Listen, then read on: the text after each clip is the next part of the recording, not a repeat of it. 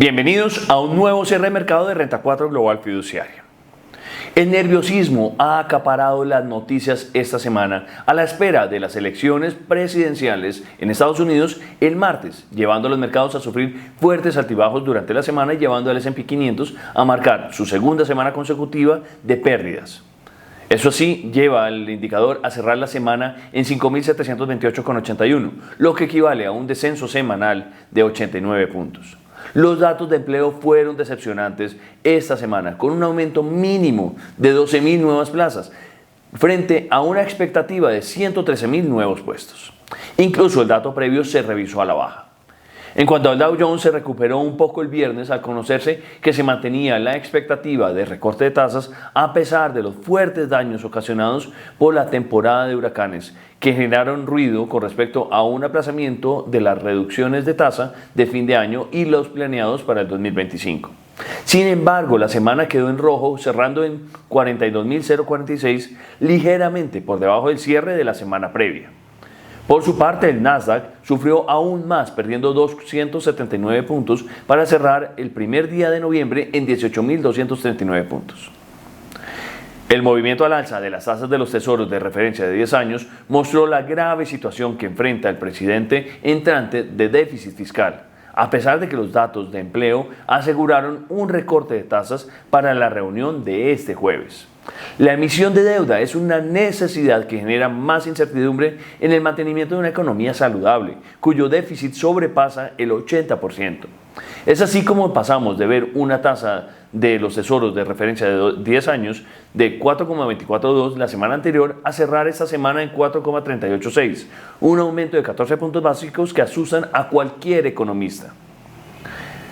El crudo Brent de referencia para Colombia subía de precio el viernes ante la expectativa de una escalada en el Medio Oriente, al conocerse que Irán planea una represalia contra Israel desde Irak. Sin embargo, no alcanzó a recuperar el precio de la semana anterior, el cual había caído al conocerse una producción récord en los Estados Unidos.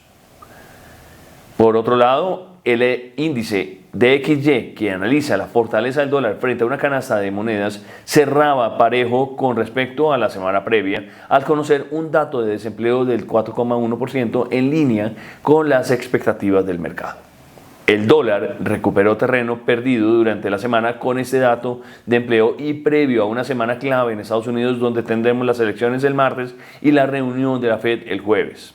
Por su parte, el peso colombiano perdió 83 pesos frente al dólar, cerrando en la semana en 4.413 al avanzar la propuesta del sistema de participaciones que plantea una descentralización del presupuesto sin tener claro las obligaciones que se repartirán entre las entidades locales.